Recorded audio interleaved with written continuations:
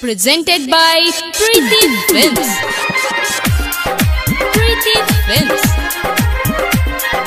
Preeti Films.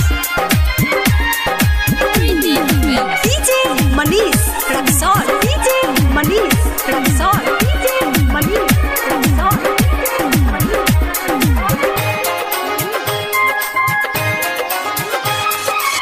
केकरा से कही सखी मनवा के बतिया रतिया में आज मुआना तुर दिले खटिया लागता आज पियावा हमके मुआई रे रतिया में पियावा सिरिंचे हलाई रे रतिया में पियावा सिरिंचे हलाई रे रतिया में पियावा सिरिंचे हलाई रे रतिया में पियावा सिरिंचे हलाई रे केकरा से कही सखी मनवा के बतिया रतिया में आज मुआना तुर दिले खटिया लागता आज पियावा हमके मुआई रे रतिया में पियावा सिरिंचे हलाई रे रतिया में पियावा सिरिंचे हलाई रे रतिया में पियावा सिरिंचे हलाई रे रतिया में पियावा सिरिंचे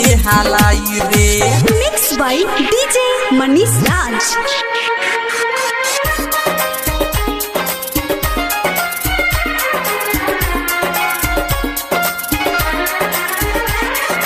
DJ Manish Raksol.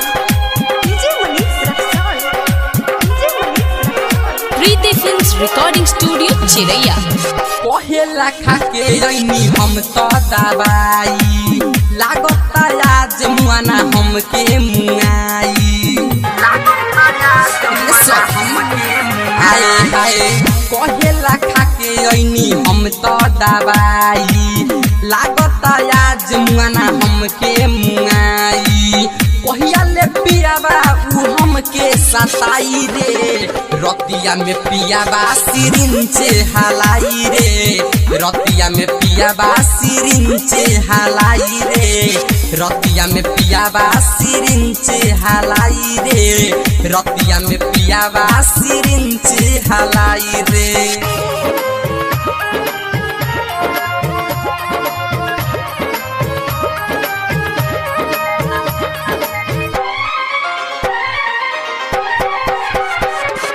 DJ Manish Raksol. DJ Manish Raksol. DJ Manish Raksol.